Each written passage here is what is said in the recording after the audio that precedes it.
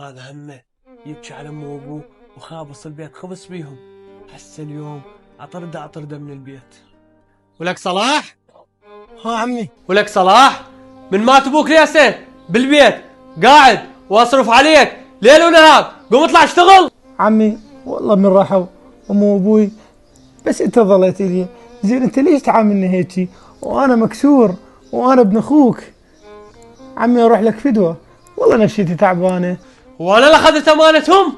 شو انت من يوم من ماتوا انت علي علي بهذا البيت، هسه تطلع ويلفيك الشارع مالك جاي لهذا البيت.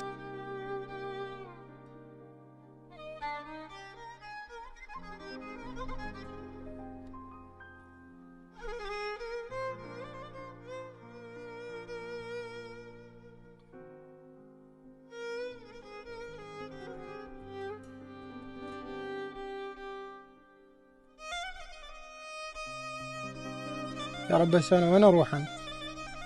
هالليل هذا طردني عمي وظل يدخل خبر صديقي الشيخ حسين، بكت الله يوقف لي. منو دقني؟ الو. الو. ها شيخ حسين شلونك حبيبي؟ هلا صلاح حياك الله.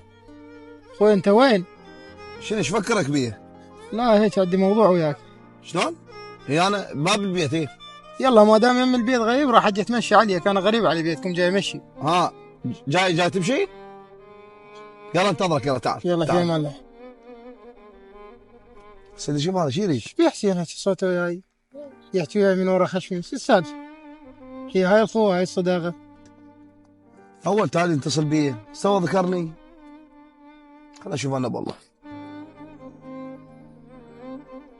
السلام عليكم. هلا اخويا صلاح حياك الله. شلون اخويا شو اخبارك؟ ان شاء الله حسين بخير. اخوي الله يسلمك. شلونك؟ الحمد لله من ذكرتنا.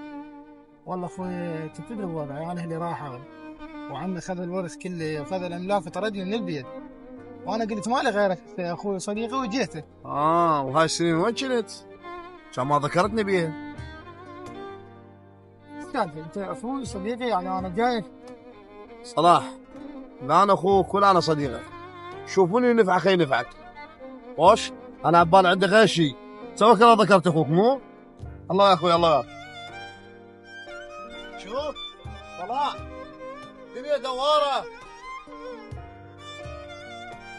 ربي حسي شو اسوي؟